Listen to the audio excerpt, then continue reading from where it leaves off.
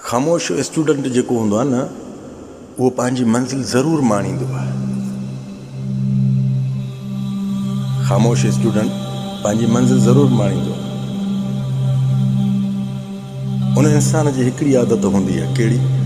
तन्हाई पसंदि कंदो आहे। घणे ॻाल्हाइण में कॾहिं बि पाण खे न आणींदो, छो त उनखे हिकिड़ो ख़्यालु दिमाग़ में वेहिजी वियो आहे न, उहो पंहिंजो पूरो कंदो।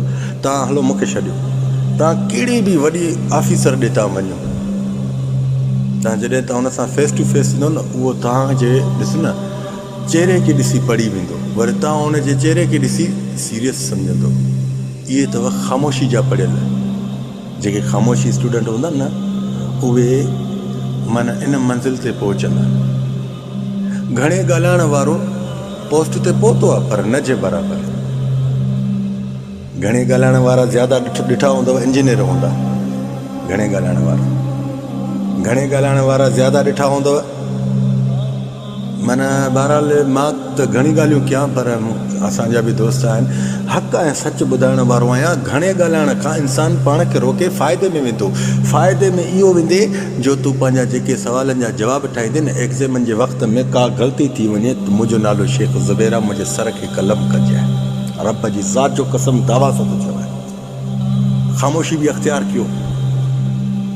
अल्लाह जे रसूल जो फ़रमान आहे त ख़ामोशी जेका इंसान खे घणो सबक़ सेखारींदी आहे।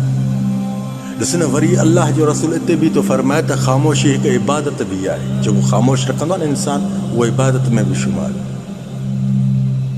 तव्हां वॾनि जा ख़र्च कयो था, पंहिंजी स्टडी ते पढ़ाई ते कयो, अलाह माना ॾिस त मूंखे ॾिस न, मूंखे लेक्चर मूंखे ठाहिणो आहे, तोते बि ठाहिणो आहे, त ग़रीब ते ठाहिणो आहे। मां कंहिंखां पैसा पिनण वारो न आहियां।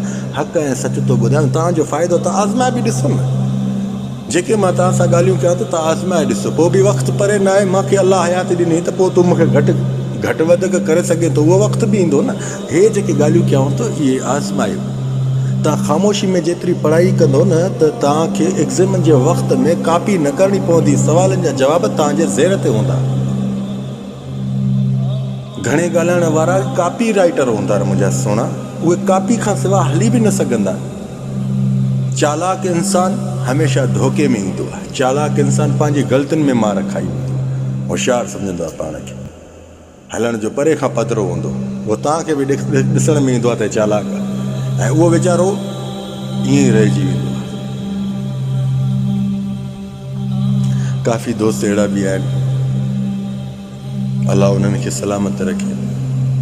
जेकॾहिं तव्हां कंहिं शइ ते फोकस रखी वेठा आहियो, मूंखे डॉक्टर थियणो आहे, त डॉक्टरनि जा चेहरा बि ॾिसंदा कयो। ख़ामोशी तव्हां हासिलु कंदो त ख़ामोशी में तव्हांखे वॾो फ़ाइदो इहो मिलंदो जो साम्हूं वारे जो चेहरो तव्हां पढ़ी वेंदो।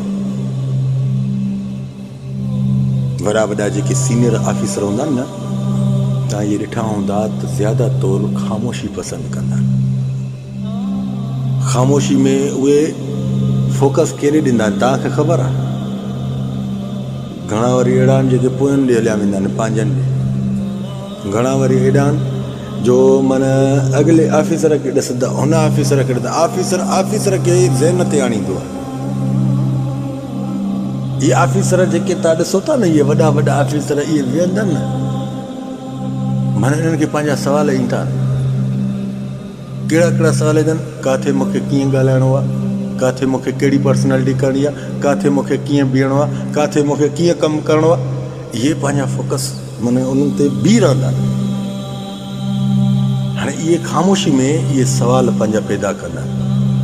वरी उन्हनि जा जवाब जॾहिं वक़्तु ईंदो आहे त करे बि वेंदा आहिनि। जहिड़ी पर्सनैलिटी सोचींदा, उहा पर्सनैलिटी करे बि वेंदा।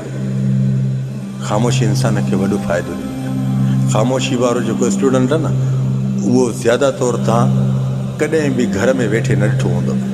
आज़माए ॾिसो तव्हां, ग़लति ॻाल्हि कोन थो कयां। नालो शेख ज़ुबैरा, अॼोकी तारीख़ जो को टाइम जो को वक़्तु, सभु कुझु लिखी छॾिजे। उहो वक़्तु पहुचे, मूंखे ज़रूरु तूं घटि वधि ॻाल्हाए। अने मूंखे चवण जो फ़ाइदो कहिड़ो आहे त स्टूडेंट्स खे मां हिकु रिक्वेस्ट थो कयां त ख़ामोशी में बि पढ़ाई माना हिकिड़ी हासिलु कयो। ख़ामोशी में ॾिसो न, माना जेको तव्हांजो फालतू टाइम आहे न, उनखे बि माना थोरो रोक, हिते हुते वेहण खां बि थोरो रोक। जेकॾहिं तूं इहे ॻाल्हियूं पाण में रखंदे त अल्हम्दुलिल्लाह उन मंज़िल ते पहुचंदे जंहिं मंज़िल जे लाइ ख़्वाब रखी वेठो आहे न पहुचे न। हे मुंहिंजो तोसां वाइदो आहे, मुंहिंजे सीने ते हथ ख़ुदा जो कसम ई साम्हूं बीहारे मूंखे बरश हणिजे। जज़ाकल्लाह ख़ैर, मां सलाम।